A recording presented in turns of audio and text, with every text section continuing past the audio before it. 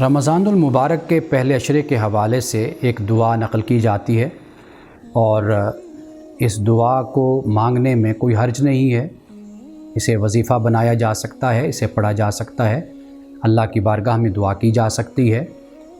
وہ یہ ہے کہ رب اغفر ورحم وانت خیر الراحمین، اے میرے رب مغفرت فرما اور رحم فرما، اور تو رحم کرنے والوں میں سے سب سے زیادہ رحم کرنے والا ہے۔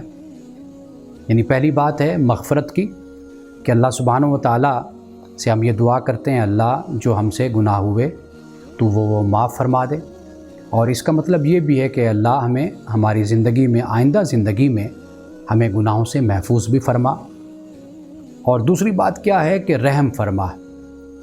انسان کمزور ہے، ضعیف ہے۔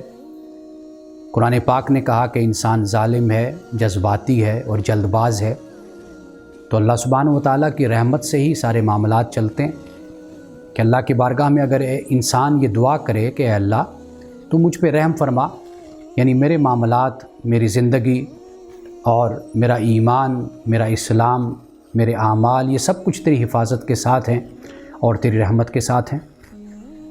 اور آخر میں جو یہ ہے ارحم الراحمین، یہ حقیقت دعا کا ایک انداز ہے کہ جس میں ایک مسلمان اللہ سبحانہ و تعالیٰ کی خدمت میں، اس کی بارگاہ میں یہ عرض کرتا ہے کہ تو رحم کرنے والوں میں سے سب سے زیادہ رحم کرنے والا ہے۔ یعنی زمین پر اور بھی رحم کرتے ہیں، وہ بھی تیری وجہ سے رحم کرنے والے ہیں کہ تو نے یہ جو رحم ہے یہ تو نے انسانوں میں پیدا کیا ہے۔ کہ جیسے رسول اللہ صلی اللہ علیہ وسلم نے فرمایا کہ رحمت کے، محبت کے 100 حصے ہیں، اللہ نے ایک حصہ ساری مخلوق کو دیا ہے اور 99 حصے جو رحمت کے ہیں وہ اللہ نے اپنے پاس رکھے ہیں۔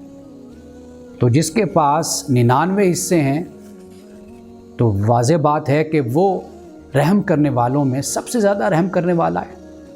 تو اللہ سبحانہ و تعالیٰ کی بارگاہ میں یہ عرض کرنی چاہیے کہ اللہ مجھے معاف فرما، میری مغفرت فرما، مجھ پر رحم فرما، اس لیے کہ تو رحم کرنے والوں میں سے سب سے زیادہ رحم کرنے والا ہے۔